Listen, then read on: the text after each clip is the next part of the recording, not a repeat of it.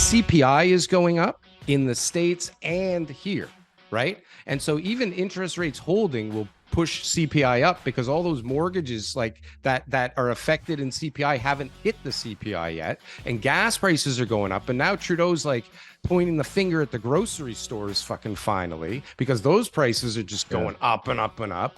So like, where's the relief, and what actually happens next? What doesn't force them to drop rates soon? Interest rates come down really fast, rapidly, if we're all locked up again, and then do housing prices rip? Like, yeah, I hope not. Well, okay, fine. But what are prices going to do with the pause? Like, what does this pause do? Like, let's even think about reality again for a second. We've just paused, right? We've added all these things into the mix now with, $3 for London, Ontario to build 2,000 houses, and HST or GST, and like definitely some planning stuff is happening right now that are gonna add more units quicker to the mix. What does happen in the next little while, right? Like, what does happen? We just paused. Last time we paused, everybody went mental and started buying real estate again, like it was going out of style. So let's say we learned our lesson this time and nothing happens. CPI is going up in the States and here, right?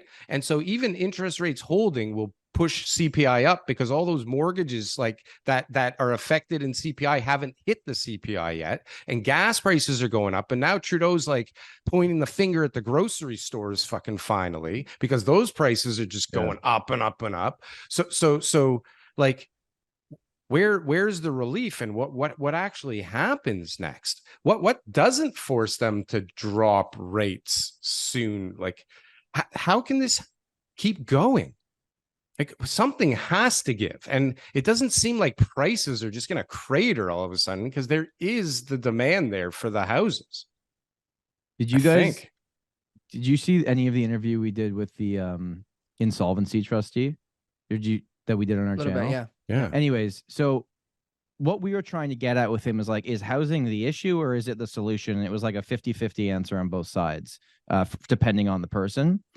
But what he was saying is like, it's normally they try to start their own business, they fail, they're personally guaranteeing a certain percentage of that business, and then he's like, then it goes all on credit cards at 22%, and then they got a car they didn't need at a ridiculous, car loan, and then it forces them to sell the house, right? So I just wonder, like, at what point are people I'm not saying it's the failed business necessarily, but just the expense part where it's like, okay, I got to figure this out, then this out, and you're seeing it right now, like the condo inventory coming to the market. It's a lot of investors trying to liquidate. Right. What's the scenarios that you're seeing? Like when you say investors liquidate, like they bought them recently, they bought them pre-con 10 years ago. What are you seeing? Most of them aren't recent purchases. Those guys are still hanging on. They're hanging on because they got the long thing. But it's the I bought this 6 years ago. I got a variable rate. I'm losing $2,000 a month now.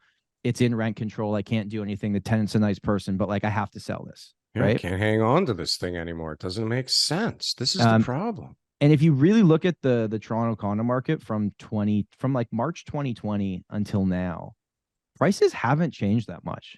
They went down, then back up, then down, then back up, and they're kind of like, so I'm listing a lot of condos now from people that purchased them in 2020, like early 2020.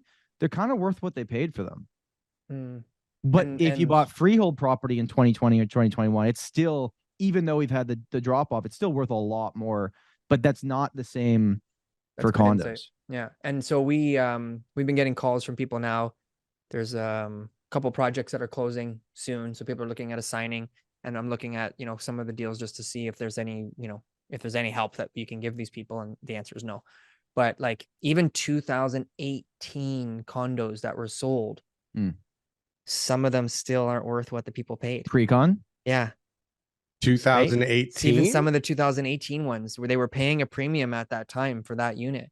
Yeah, they were probably, 2018 was like $1,200 a square foot, maybe, depending on where it is. Downtown? 13. Downtown, yeah. 13, yeah. Yeah, so it's like peak, 2018. It was like the newest project. And like, I'm just looking, I'm going, wow, 2018. So, but what you just explained made sense.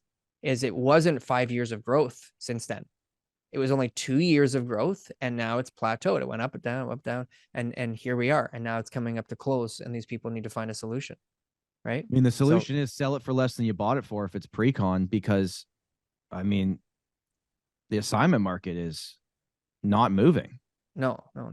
Bottom line is you're forced to close, Yeah. or lose Wow. your But deposit how or do you- more or whatever. Yeah. So how many people are like trying to get rid of the assignment, know that they definitely can't close, and are in a situation where the only way to deal with this is to close? How do you close? Most of them still can. Like, I can tell you from having my main YouTube channel, I get a lot of people calling me, and one of the conversations I've had the last basically all this year is like, Tom, can you help me assign my condo unit? And I'm like, not if you want to sell it for a profit. Yeah. And at my conversation with all of them was like, close on it. Do everything you can to close on it, because you're going to take a big loss if you sell this right now. And not just that, it's gonna be very difficult to even find a buyer. Yeah. So, but don't And you people can't advertise it, want and you to can't do you that? get, like, No, but don't people want to do everything they can to close on it before they Yeah, give but they're up? going to be negative cash flow, like, so much. Like, most of them, it's private money, because even the appraised value is going to be lower. They got to cover that shortfall. Then they've only got 20% down in the initial purchase price. So, like, there's not much other equity there.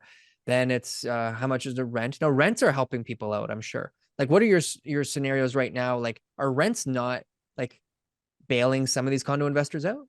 some of them, but not all, because if they had a variable, the rate's gone up so much higher than the rent that it's not getting anywhere close. Like, still, like, if you bought in 2018 for $1,300 a square foot, at the time, what was an interest rate in 2018? 3%? I don't know. Well, you're probably banking on that. Now it's 5.5 when you close on it, or 6. Yeah, the rents have come up, but you also overpaid at the time for that property, hoping it was gonna be worth that or more when you closed on it, and it's not. And it was negative cash flow. Like, you knew it was going to be 500 to 800 Everyone bucks. buying those was buying as a speculation, right? Like, no one Yeah. thought they were going to cash flow from day one with 20% down. And if they thought that, they didn't do their research. So No, they did the their rents are not bailing out research. the pre-con guys. But what about the guys who are resale? So, like, they've owned the unit for a while.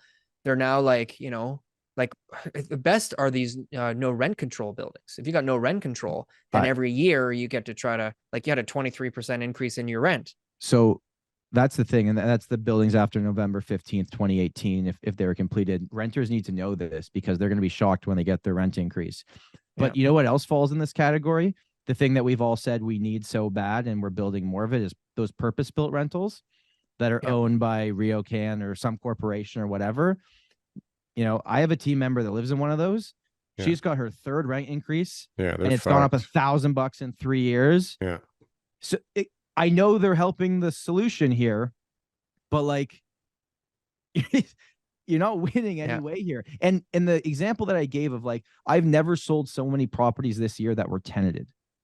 Right. And TK, selling tenant properties is much more difficult than selling an owner occupied or a unit that I can stage and make look really. 100%. There's all these different variables, right? That go around it. The buyer has to move in if they don't want to sign the N11. There's all these different things. But at the end of the day, I'm selling a unit that's currently helping someone rent. And because of the rules around it, I can only really, for the most part, sell it to someone that's saying that they're going to move into the property and live there for a year. Right, with the N12, unless they're willing to sign an N11. So what I'm doing is I'm selling a property that was a rental, and I'm giving it to an end user, because no investors are buying the resale condos right now. Like, comment, and subscribe if you got anything from one of these clips. And if you want to see some more, press something on the screen here. Boom. That was good. That was good. I like that. That was good.